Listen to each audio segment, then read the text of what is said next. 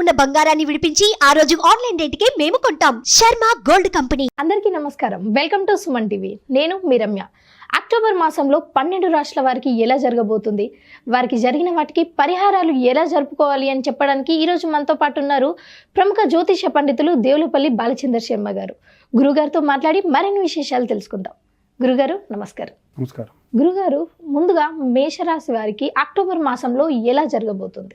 ఓం ఆదిత్యాయ చ సోమాయ మంగళాయ బుధాయ చ గురు శుక్ర శనిభ్యశ్చ రాహవే కేతవే నమో నమః. శ్రీమాత్రే నమః. శ్రీ గురుభ్యో నమః. సుమన్ టీవీ ప్రేక్షకులందరికీ కూడా నమస్కారం. మనకి మేషరాశి అనగానే గుర్తొచ్చేటువంటిది మేషము అనగా మేక. వీటిని చరరాశులు అని కూడా పిలుస్తారు. అలాగే ఈ మేషరాశి వారు యొక్క స్వభావం ఎలా ఉంటుంది అనంటే, వారు నమ్మిన సిద్ధాంతాన్ని వారు దృఢంగా పాటించేటువంటి రాశి గలవారు వీరు ఈ మాసములో విశేషంగా ఎంతో ధైర్యంతో, ఎంతో మనోధైర్యంతో ముందుకు వెళ్తూ ఉంటారు. అయితే మేషరాశి వారికి సంబంధించిన విషయానికి వస్తే, మీపై వ్యతిరేక భావనలు చూపించేటువంటి విషయాలని వదిలించుకోవడానికి మీరు ప్రయత్నిస్తూ ఉంటారు. అంటే సాధారణంగా కొంతమందికి కొన్ని అలవాట్లు ఉంటాయి. దానివల్ల వారికి విపరీతమైనటువంటి వ్యతిరేక భావాలు ఉంటాయి. మగవారి విషయంలో అయితే వారు సాధారణంగా రోజువారు ఉండేటువంటి అలవాట్లు. ఆడవారైతే ఏదన్నా తినాలని కానీ, ఎవరితో అన్నా పంచుకోవాలి విషయాలు విషయాలు కానీ తరచుగా జరుగుతూ ఉంటాయి. ఇక విద్యార్థుల విషయానికి వస్తే, వారు నమ్మినటువంటి సిద్ధాంతాన్ని గురించి ఇతరులకు షేర్ చేసుకునేటువంటి తత్వం అధికంగా ఉంటుంది. వాటి నుంచి వారు బయటపడేటువంటి ప్రయత్నాలు అధికంగా చేస్తారు. అయితే ఎవరైనా సరే వ్యాపారస్తులు ఈ విషయంలో గనక, ఈ రాశి వారిలో గనక ఉంటే, పెట్టుబడులలో విశేషమైనటువంటి లాభాలు చూస్తూ ఉంటారు. ఇక విద్యార్థులు ఉద్యోగ విషయానికి వస్తే, ఉద్యోగానికి సంబంధించిన వారి విషయానికి వస్తే, బ్యాంకు సంబంధితమైనటువంటి వ్యవహారాల్లో ఉద్యోగస్తులు ఎవరైనా బ్యాంకు సంబంధితం అంటే లోన్కు వెళ్ళాల్సినటువంటి పరిస్థితులు కానీ, గృహము కారు కొనాల్సినటువంటి పరిస్థితుల్లో కానీ కాస్త జాగ్రత్త వహించి ముందుకు వెళ్ళండి. తెలవక సంతకాలు పెట్టి ఇబ్బందులు పడేటువంటి వారు చాలామంది ఈ రాశి వారు ఈ మాసంలో మనకు కనిపిస్తూ ఉన్నారు, మేషరాశిలో ముఖ్యంగా. అలాగే ఎవరైనా సరే గృహిణులు ఈ యొక్క నవరాత్రుల్లో విశేషంగా వారికి ఇష్టమైనటువంటి అవతారాల్లో ఒక అవతారం అమ్మవారికి విశేషమైనటువంటి ప్రసాద వితరణ చేయడం ఉత్తమం. అలాగే సినీ రాజకీయ రంగానికి సంబంధించిన వారు ఎవరైనా ఉంటే, విశేషంగా ఈ మేషరాశి వారు చెప్పా కదండి, నమ్మిన సిద్ధాంతాన్ని నమ్ముకొని అలాగే ముందుకు వెళ్తూ ఉంటారు. అంటే ఉదాహరణకు మనం ఒక సినీ రంగంలోనో ఒక పెద్ద హీరోనో ఇంకెవరినో ఒక టెక్నీషియన్నో చూసుకుందాం. వారు ఒక సబ్జెక్ట్ వచ్చింది, ఏంటంటే అతను బాగా తీస్తాడు అన్న నమ్మకంతో ముందుకు వెళ్లకుండా కాస్త తరోగా చూసుకొని ముందుకు వెళ్ళడం మంచిది. ఇక మీడియా సంబంధించి యాంకర్స్ కానివ్వండి, టెక్నీషియన్స్ కానివ్వండి, ఆర్ట్కి సంబంధించిన వారందరూ కూడా ఉంటారు కదా, వారందరూ కూడా ఏంటంటే చూసి చూడకుండా వారి కెరీర్కి సంబంధించి తీసుకునేటువంటి ముఖ్యమైన నిర్ణయాల్లో అశ్రద్ధ వహించడం అంత మంచిది కాదు. ఇక రాజకీయ సంబంధితమైనటువంటి వ్యవహారాల్లో ఎవరైనా సరే, ముఖ్యంగా ఏదైనా సరే లీడర్ పొజిషన్లో ఉండి ఏదైనా ప్రాజెక్ట్ శాంక్షన్ చేయాలన్నా, ఏదైనా వచ్చినటువంటి వారికి ఏవైనా ఉత్తర్వులు ఇవ్వాలన్నా, ఏవైనా మీటింగ్స్ జరపాలన్నా అన్ని రకాలైనటువంటి తెలుసుకొని ముందుకు వెళ్ళడం అత్యుత్తమమైనటువంటి విషయం. ఇక ఈ యొక్క మేషరాశి వారందరూ కూడా, ఈ రాశి వారందరూ కూడా పాటించవలసినటువంటి ఒక చిన్న రెమెడీ ఏమిటి అనంటే, వీలైనంత వరకు మట్టి ప్రమిదలో విప్ప నూనెతోని దీపారాధన చేయడం మంచిది. ఎందుకంటే అమ్మవారు నవరాత్రులు వస్తున్నటువంటి కారణంగా ఈ అక్టోబర్ మాసం ప్రారంభం నుంచి కూడా విప్ప నూనెతోని దీపారాధన చేయడం మంచిది. అంటే ప్రతిరోజు అమ్మవారికి దీపం పెట్టడం ఒక విధి. అందులో 3 ఒత్తులు వేసి విప్ప నూనె వేసి దీపం పెట్టడం ఒక విధి. కొంతమంది ఏం చేస్తారంటే 9 రోజులు కూడా మేము అఖండం వెలిగించుకుంటాము అంటే, అఖండ ఒత్తులు వెలిగించుకోవడానికి కూడా ఖచ్చితంగా విప్ప నూనెతోనే అఖండ దీపాన్ని వెలిగించుకోండి. దాన్ని శ్రేష్టమైనటువంటి ప్రతిఫలం పొందుతారు.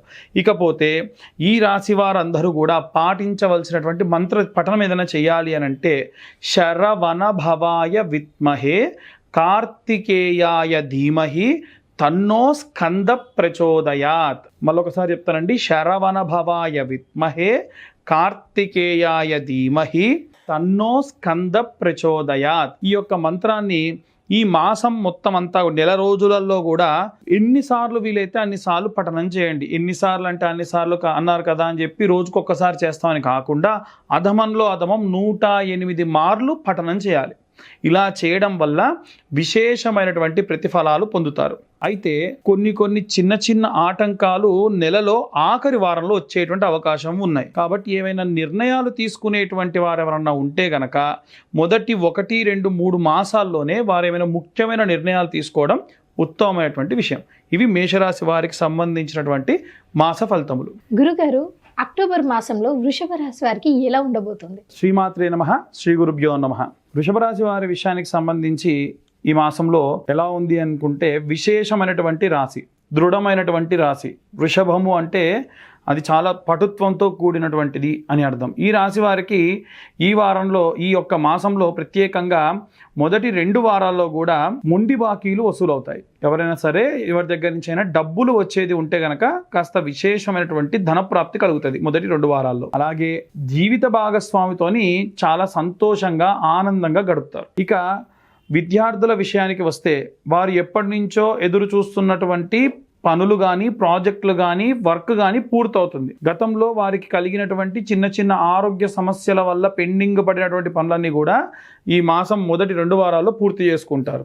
విశేషంగా ఎందుకు 2 వారాలు అని చెప్తున్నానంటే, ప్రథమార్థం బాగుంది, ద్వితీయార్థం అంత బాగాలేదు.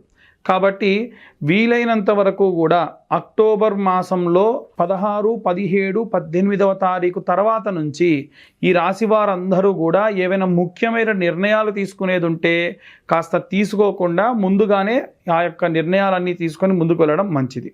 ఇక విశేషంగా ఈ రాశి వారిలో ఉద్యోగస్తులు ఎవరైనా ఉంటే గనక, ఏవైనా సరే ప్రాజెక్ట్, మీ ఆఫీస్లో జరిగేటువంటి ప్రాజెక్ట్ పనులలో కానీ, లేదా సాధారణంగా ఎక్కడైనా మీరు పని చేస్తూ ఉంటే మీకు అంతకు ముందు నియమించినటువంటి మీ పనులు పూర్తి చేసినా మళ్ళొక్కసారి చూసుకోవడం ఉత్తమం.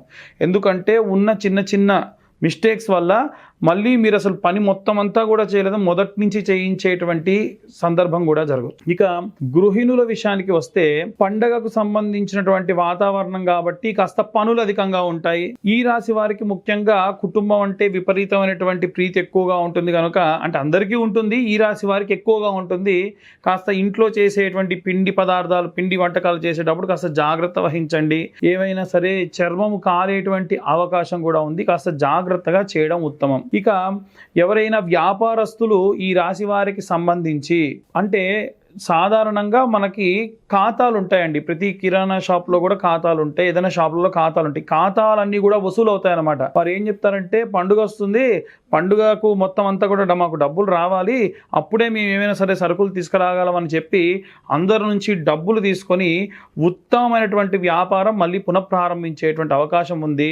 ఎవరైనా బ్రాంచీలు ప్రారంభించాలనుకున్నా తక్కువ మొత్తంలో మీరు ఏవైనా సరే పెట్టుబడులు పెట్టి ప్రారంభించడం ఉత్తమం. కానీ అలా కాకుండా అధిక మొత్తంలో డబ్బులు వెచ్చించి ఇబ్బంది పడేటువంటి అవకాశం ఉంది, చాలా జాగ్రత్తగా ఉండండి. ఇకపోతే సినీ రాజకీయ రంగాలకు సంబంధించిన విషయానికి వస్తే, సినీ రంగంలో వారు కానీ, రాజకీయ రంగంలో వారికి కానీ ఈ రాశి వారికి ముఖ్యమైనది ట్రాన్స్పరెన్సీ. అందుకే మంత్రంలో కూడా స్ఫటిక వర్ణం, స్ఫటిక గంధం, స్ఫటిక పుష్పం అని చెప్తూ ఉంటారు. కాబట్టి ట్రాన్స్పరెన్సీ అంటే అవతల వ్యక్తికి అబద్ధం చెప్పినట్టు ఏ కోశాన కలగకూడదు. మీడియా రంగాల్లో ఉండేవారందరూ, సినీ రంగాల్లో ఉండేవారందరూ, రాజకీయ రంగాల్లో ఉండేవారందరూ కూడా. కాబట్టి నిజంగా అది నిజమైతే నిజంగా మీరు గట్టిగా మాట్లాడి చెప్పేసేయండి. దానివల్ల ఎటువంటి దోషములు కూడా ఉండవు, పనులు కూడా చాలా తొందరగా పూర్తవుతాయి. ఈ రాశి వారికి సంబంధించి ప్రత్యేకంగా పఠించవలసినటువంటి మంత్రం ఏమిటి అంటే, మహాదేవ్యై చ విద్మహే విష్ణు పత్ని చ ధీమహి తన్నో లక్ష్మీ ప్రచోదయాత్ అనేటువంటి మంత్రాన్ని పఠనం చేయండి. గురుగారు, ఈ రాశి వారు మెరుగైన ఫలితాలు పొందడానికి ఎలాంటి పరిహారాలు చేసుకోవచ్చు? ఈ రాశి వారికి సంబంధించి ప్రత్యేకంగా దీపారాధన చేయడం ఉత్తమం. ఎలాంటి దీపారాధన చేయాలి అంటే, బియ్యపిండితోని ఆ యొక్క మూకుళ్ళలో, మట్టి మూకుళ్ళలో ఆ బియ్యపిండి మొత్తాన్ని కూడా ఒత్తేసి ఆవు నెయ్యితోని దీపారాధన చేయడం ఉత్తమం.